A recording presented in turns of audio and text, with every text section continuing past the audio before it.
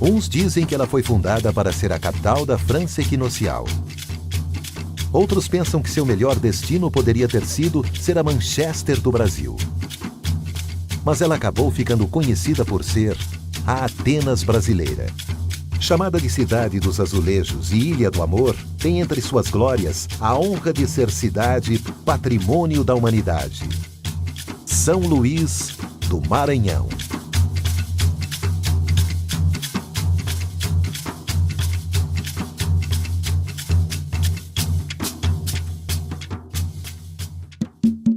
Disputada por franceses, holandeses e portugueses, São Luís nasceu como uma cidade fortificada, um porto seguro para as rotas mercantis que garantissem a posse de uma colônia na região mais longínqua desse mundo tão recentemente descoberto e ainda pouco explorado, no início do século XVII.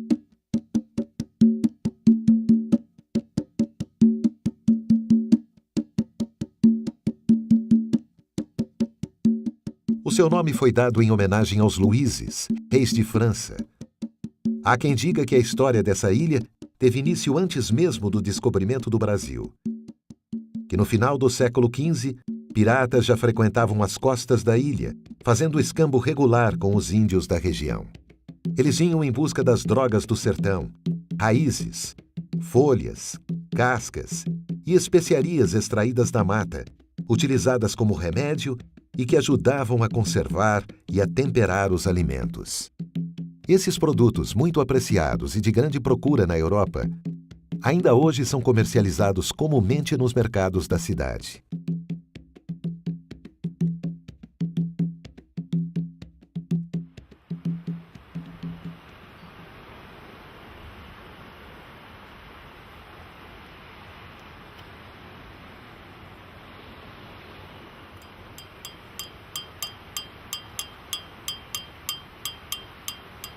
Na extrema de uma falésia, onde se encontram os seus dois maiores rios, o Anil e o Bacanga, estrategicamente os franceses trataram de erguer primeiro uma paliçada defensável, depois um forte, que daria origem à cidade.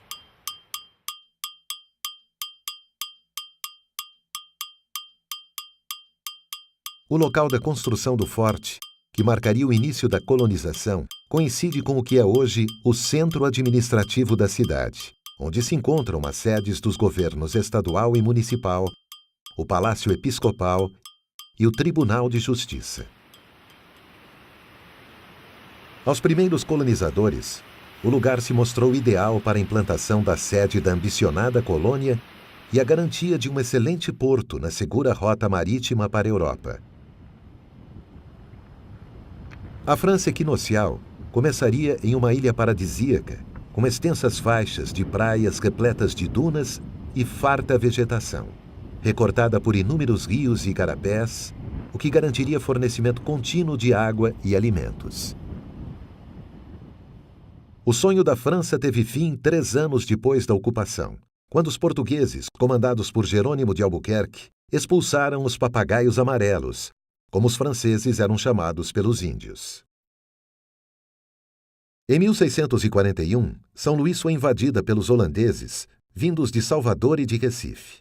Eles ficaram por aqui durante outros 3 anos, até serem expulsos por tropas portuguesas, o que garantiu definitivamente a posse da cidade a Portugal. O traçado de suas ruas paralelas segue o modelo da época. Cheia de becos, escadarias e ladeiras, a cidade nasceu nos arredores do forte, fundado por Daniel de Latouche, senhor de La Ravardière, em 8 de setembro de 1612. A bela e valiosa arquitetura barroca da cidade só iria aparecer anos depois de sua fundação e se baseou no modo de construção portuguesa. A nova cidade ultrapassou as muralhas do forte e se espraiou pelo território. Sob a influência do estilo renascentista, ela foi projetada pelo engenheiro militar português Francisco Frias de Mesquita. Sua malha reticulada, ruas retas, quarteirões quadrados e lotes uniformes são prova disso.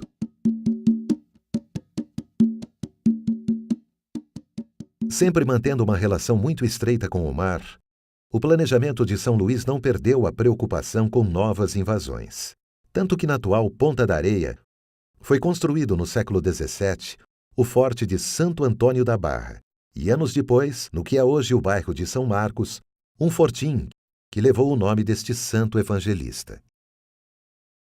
Foram dois os períodos de maior crescimento urbanístico da cidade.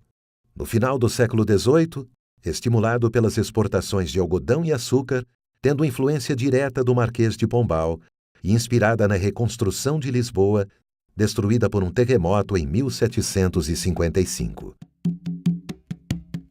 Outro, em meados do século XX, resultado do importante trabalho realizado pelo prefeito Haroldo Tavares.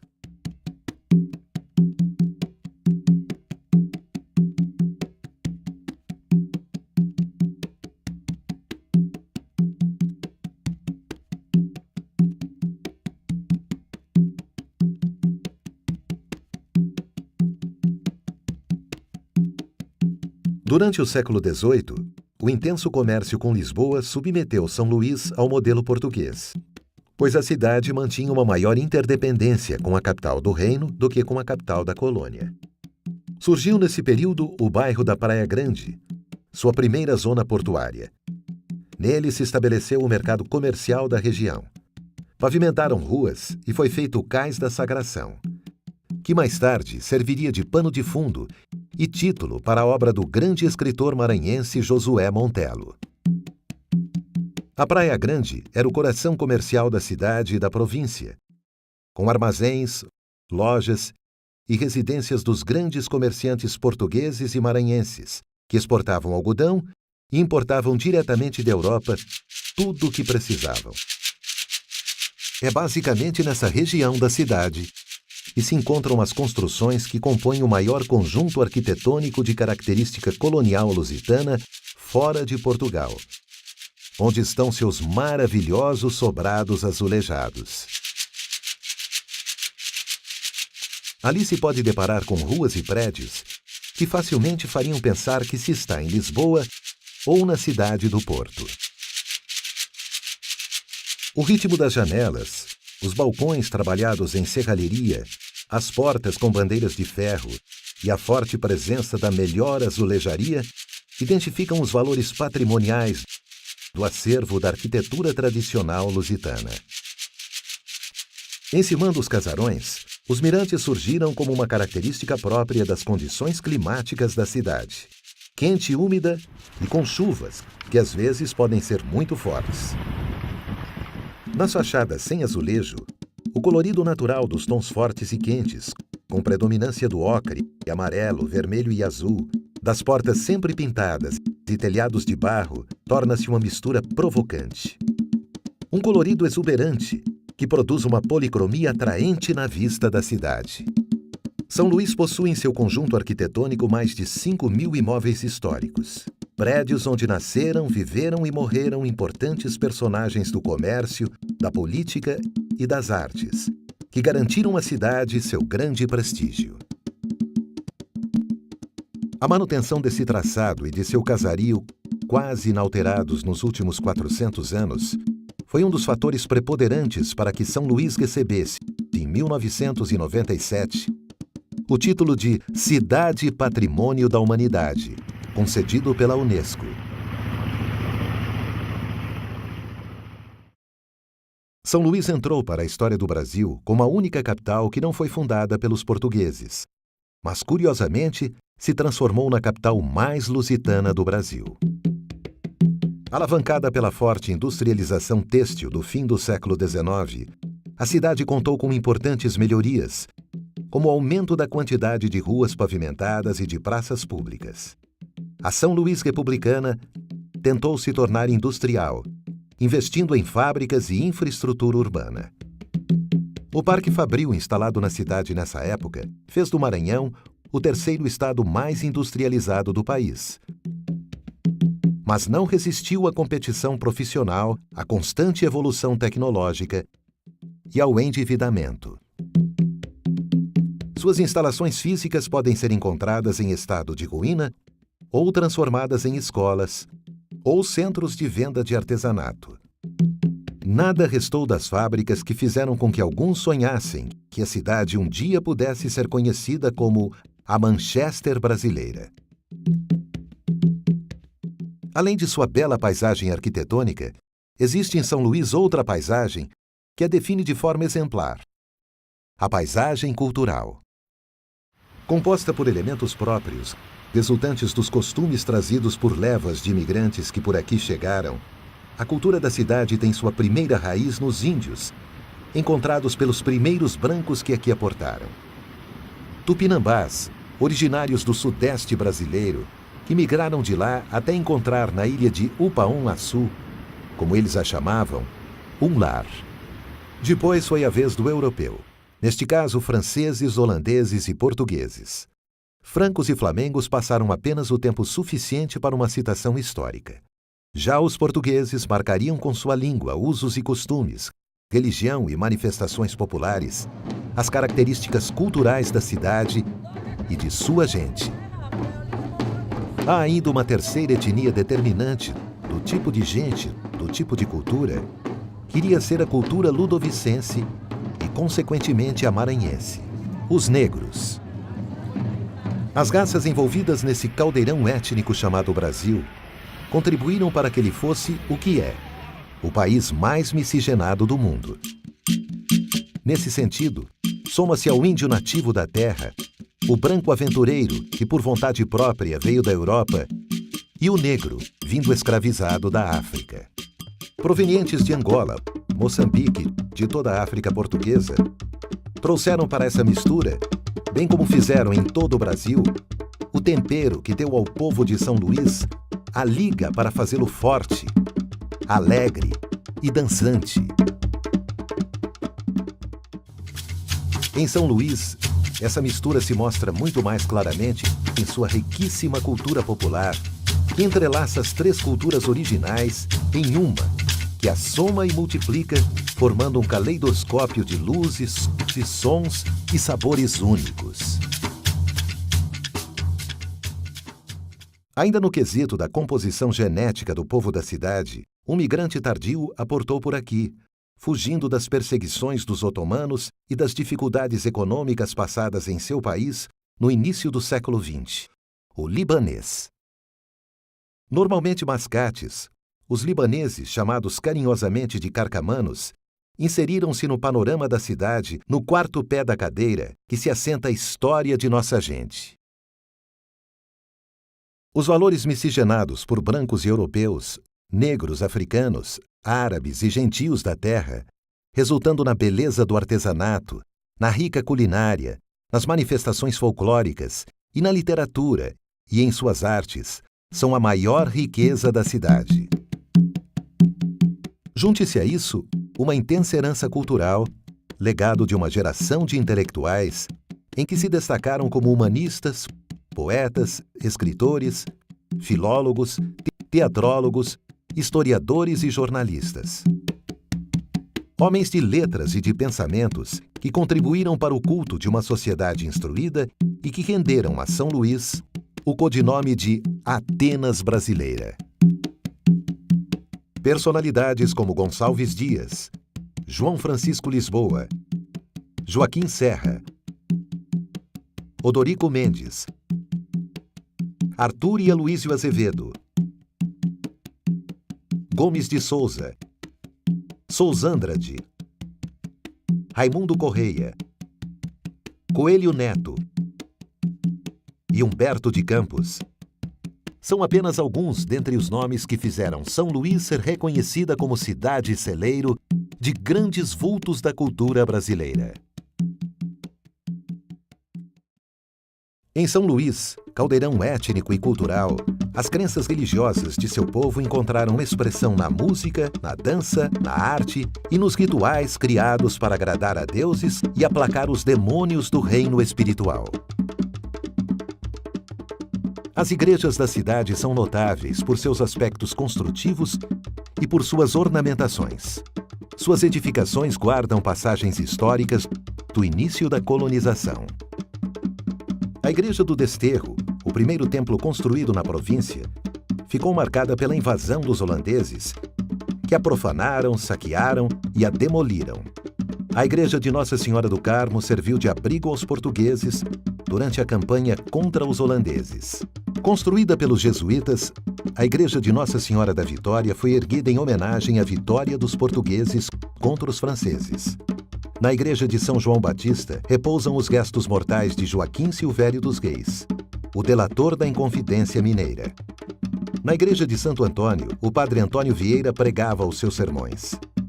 Ali, no convento dos padres franciscanos, foram realizadas as reuniões da Revolta de Bequimão, o primeiro movimento de emancipação do Brasil. O convento ficou também conhecido pelo processo movido pelos padres contra as formigas que saqueavam a despensa e ameaçavam a segurança da edificação. Não menos notável é o convento das Mercês, antigo mosteiro da Ordem dos Mercedários, inaugurado pelo próprio padre Antônio Vieira quando de sua estada no Maranhão.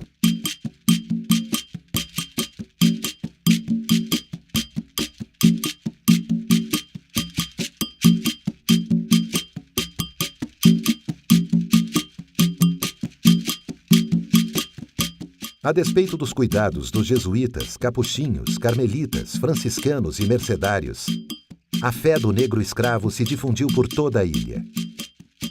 Nos terreiros de Cura, Pagelança e Terecô, escravos e gentios se uniram em reverência aos seus deuses. Caboclos e encantados, originários das matas, somaram-se às entidades reais portuguesas, francesas, turcas e da longínqua Mãe África. Tornaram-se os donos do lugar, sincretizados e festejados muitas das vezes em conjunto com os santos católicos.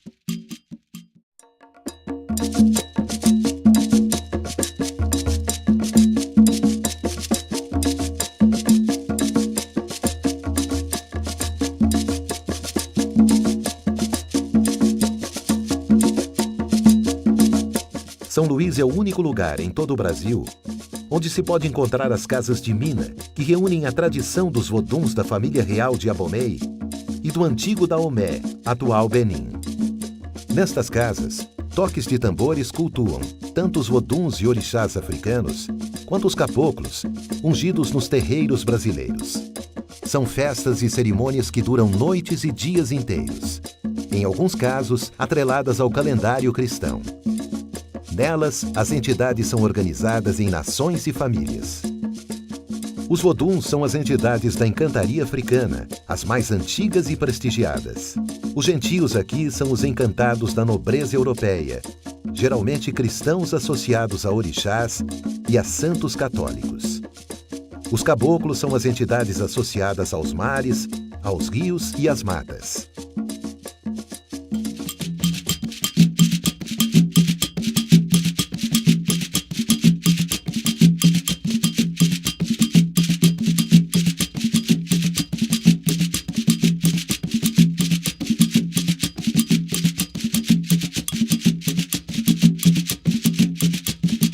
Nos rituais de mina, não são raros os participantes que entram em transe com os índios, caboclos surrupiras, botos, fulupas ou outros encantados.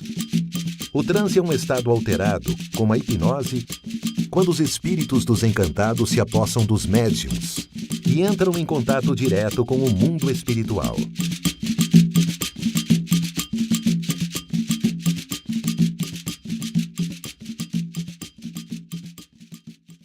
Impregnadas pelos cultos de magia e estimuladas pelos rituais religiosos e pelo sincretismo, as pessoas juntavam-se, ao anoitecer, para ouvir os contadores de causos, cujas lendas e histórias de assombração povoavam o imaginário popular. Uma delas profetiza o fim da ilha, onde está assentada a cidade. Segundo essa lenda, uma grande serpente habita os vários túneis que cortam o subsolo de São Luís. A origem destes túneis ainda desperta controvérsias entre os estudiosos e a população. Para alguns, não passam de tradicionais sistemas de escoamento de águas pluviais. Para outros, seriam rotas de fuga para padres ou vias subterrâneas de conexão entre igrejas. O imaginário popular os considera como a morada de uma grande serpente que um dia irá afundar a ilha. Alguns contam que a tal serpente se estende em sono profundo pelas entranhas da ilha. A sua cabeça estaria sob os pés de Nossa Senhora da Vitória, no altar da Igreja da Sé. O rabo nos confins do túnel, na fonte do Ribeirão. No dia em que a cabeça e o rabo se encontrarem, será o fim da ilha, que afundará no mar. Outra lenda tem origem no culto sebastianista, que ainda sobrevive no Maranhão. Dom Sebastião, rei de Portugal, teria desaparecido na Batalha de Alcácer Quibir, travada no Marrocos contra os mouros. Sempre esperando pelos súditos, o rei teria reaparecido, encantado sob a forma de um touro negro, na Praia dos Lençóis, divinizado como Vodun Chapanã. Chapanã, o rei, teria tido um breve romance com Iemanjá, a rainha dos mares. Dessa união nasceu a princesa Ina. Como pai zeloso, o rei presenteara a filha com um castelo na Praia do Boqueirão, antiga região dos Quilombos, onde foi construída a nova zona portuária de São Luís do Maranhão. Lendas e crendices populares dizem que foi por conta dessa profanação que vários acidentes aconteceram durante a construção do porto, creditados à insatisfação das entidades do lugar. A mais terrível e assombrosa lenda urbana da cidade ocorre em meio às ruas e becos do centro histórico da velha São Luís, em noites solitárias e não menos tenebrosas. Conta que uma velha senhora, Dona Ana Jansen, percorre estas ruas em uma carruagem, puxada por cavalos que soltam fogo pelas ventas. Tal senhora era uma dama muito rica e poderosa, dona de inúmeros escravos, muitos sobrados e fazendas. Diz a lenda que ela teria sido muito má com seus escravos, que muitos deles jazem emparedados ou atirados nos poços dos vários casarões de sua propriedade, espalhados pela cidade. Dona Ana Jansen, por suas maldades, teria sido condenada a vagar pelas ruas de São Luís, até que um dia alguém se apiede de sua alma e a perdoe de seus pecados. Da poderosa mistura etnológica elaborada na cidade de São Luís, do sagrado e do profano, proveniente dessas culturas, resultam as ricas manifestações culturais e artísticas desse lugar. Aqui, as festas juninas guardam um caráter de celebração muito particular em relação ao resto do país. A magia, a beleza plástica, o envolvimento apaixonado de quem participa diretamente dos rituais e das representações conferem uma atmosfera quase religiosa. São João é o santo inspirador. No mês de sua adoração, estão também outros santos que ajudam no cortejo: Santo Antônio, São Pedro e São Marçal.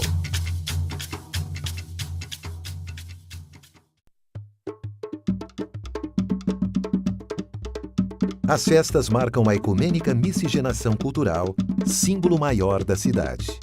A grande ópera popular se instala e traz consigo uma grande diversidade de brincadeiras.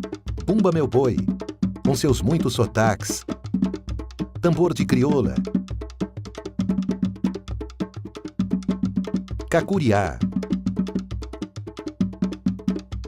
lelê, dança do coco. Nesse painel diversificado, o Bumba Meu Boi se distingue como composição dramática que o aproxima dos autos medievais.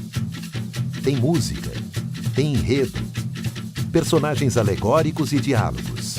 De longe, o Bumba Meu Boi é a manifestação cultural mais importante de São Luís. Durante as apresentações, as brincadeiras de Bumba Meu Boi contam, em um animado e hilariante teatro de rua, a história quase trágica de pai Francisco e sua mulher Catirina, empregados de uma grande fazenda. Catirina está grávida e, desejando comer língua de boi, induz o marido a matar Mimoso, o novilho mais querido do patrão. Sabendo do furto, o senhor ordena que vaqueiros e índios descubram o que aconteceu com seu boi. E assim, o autor do crime é capturado. Depois de muita confusão, são convocados os doutores e pajés que, através de magia, ressuscitam Mimoso. Francisco é então perdoado e os brincantes entoam cânticos de louvor, com danças em volta do animal.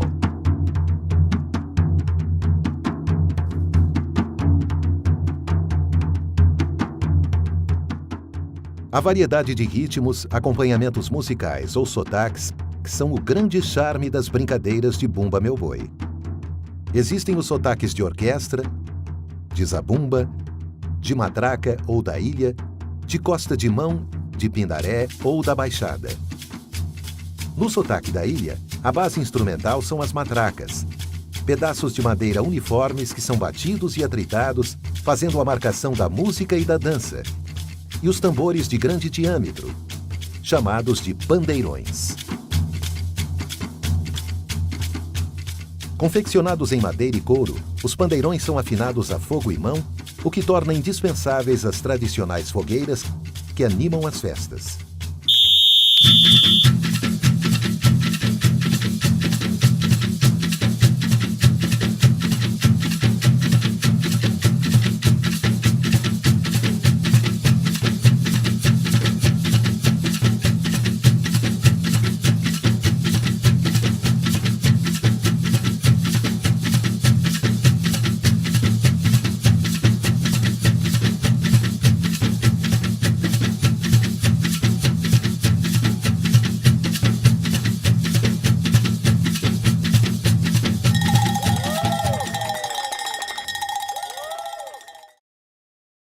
Os cantadores de boi pedem a proteção dos encantados para o sucesso das apresentações e alguns brincantes participam do boi em cumprimento a promessas realizadas.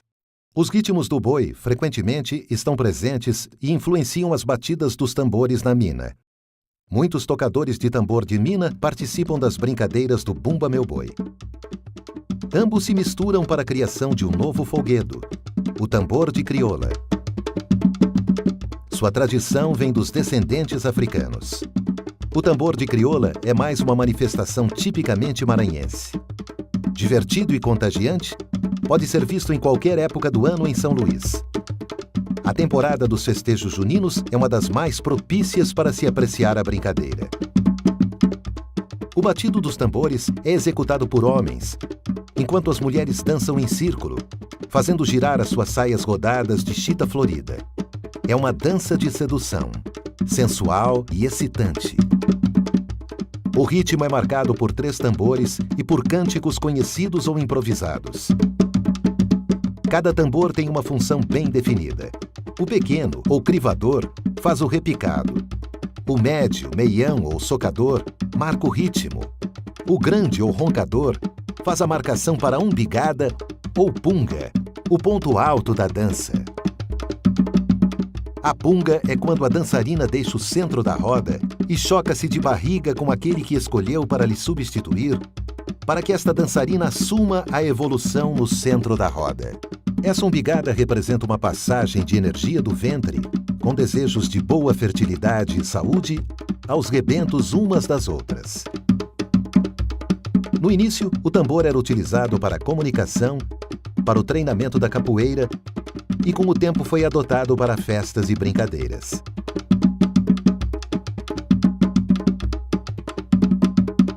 Difundido nas senzalas maranhenses, contam que essa brincadeira se originou com um certo Benedito, escravo e cozinheiro, que costumava roubar comida para alimentar e ajudar os negros que haviam sido castigados no tronco.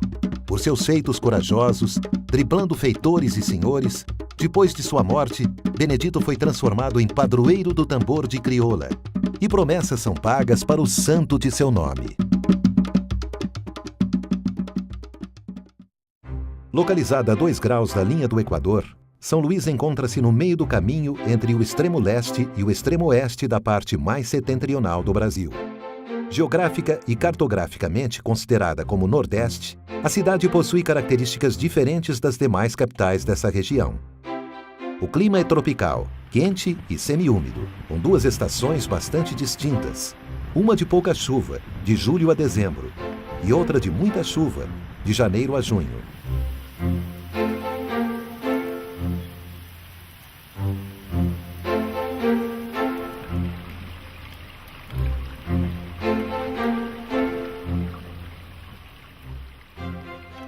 Na ilha predomina o vento nordeste, que garante temperaturas mais amenas, mesmo nos dias de forte presença do sol.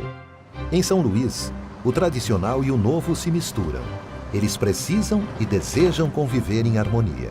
A cidade vem mudando na tentativa de lidar com os congestionamentos do trânsito, poluição atmosférica e superpopulação. Em 1960, apenas uma dúzia de bairros compunha a parte principal da área urbana da cidade. A partir de 1970, esse quadro sofreu grande alteração com a construção de pontes sobre o rio Anil e de uma barragem sobre o rio Bacanga. São Luís foi integrada a um programa nacional para favorecer polos de desenvolvimento e criar novos empregos. A cidade estava sendo preparada para as transformações sociais e econômicas que visavam atrair investimentos para a região. Durante os anos 80 do século XX, 2 grandes projetos foram implantados na ilha: uma fábrica de produção de alumínio e um terminal exportador de minérios. São Luís experimentou então uma nova corrente migratória, agora vinda tanto do interior do estado como de outras cidades brasileiras. A cidade se expandiu de forma incrível. Ela, que tinha 350 mil habitantes em 1975, viu sua população triplicar em 40 anos. Novos bairros surgiram e o antigo projeto português, restrito ao centro histórico, se viu acrescentado a partir de grandes obras de estruturas viárias urbanas. Prédios foram construídos, avenidas foram abertas, viadutos foram projetados para facilitar o crescente trânsito de automóveis e áreas de lazer surgiram para atender à demanda dos novos habitantes.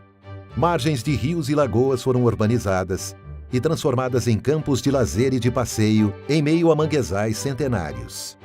A orla marítima ganhou uma avenida, com bares, pontos de reunião e calçadão. O centro histórico foi circundado por um anel viário para acesso e disciplina do trânsito interno. São Luís está diferente, mas mesmo que seu povo esteja vivendo em um mundo mais moderno, ele se mantém fiel às poderosas tradições que dão sentido e razão à sua cultura, maior patrimônio de um povo.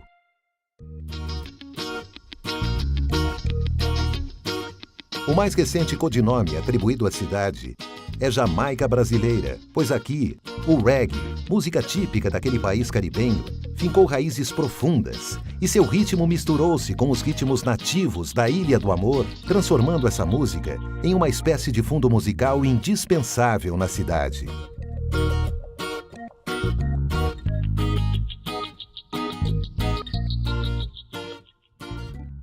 Existe uma crescente conscientização dos habitantes de São Luís sobre o valor inestimável de sua cultura e a potencial vulnerabilidade dela em relação aos novos tempos. Alguns temem o fim dessa rica cultura, mas os ludovicenses bem sabem selecionar o que desejam das novidades, da modernidade, do progresso, sem jamais abandonar os seus hábitos ancestrais, suas raízes mais antigas, sua identidade. Eles sabem que enquanto estiverem unidos pelos laços culturais, São Luís permanecerá uma ilha de beleza, crenças e histórias maravilhosas. E eu canto é porque posso. Oh, meu Deus, porque meu talento dá. Aê, tenho força na garganta, mano. Oh, meu Deus, que só não vi nada. Aê, viva São Benedito. Oh, viva São Benedito. Oh, meu Deus, eu sou aroeiro. Oh, meu Deus, não perco o meu natural. Oh, gente, eu sou com uma balança que pesa ouro. Oh, meu Deus, não posso pesar metade. Oh, viva São Benedito. Oh, meu Deus, oh, viva São Benedito. Oh, vivo. Eu morei em Cantanhete. Oh, meu Deus, de lá tive que mudar. Aí eu cheguei lá no Miranda. Oh, meu Deus, lá eu não pude ficar. Oh, mudei pra Tapecuru. Oh, meu Deus, tive que me retirar. Ah, tô morando no Cantagalo Negro. Oh, meu Deus, que lá é o meu lugar. Aê, viva São Benedito. Oh, meu Deus, oh, viva São Benedito.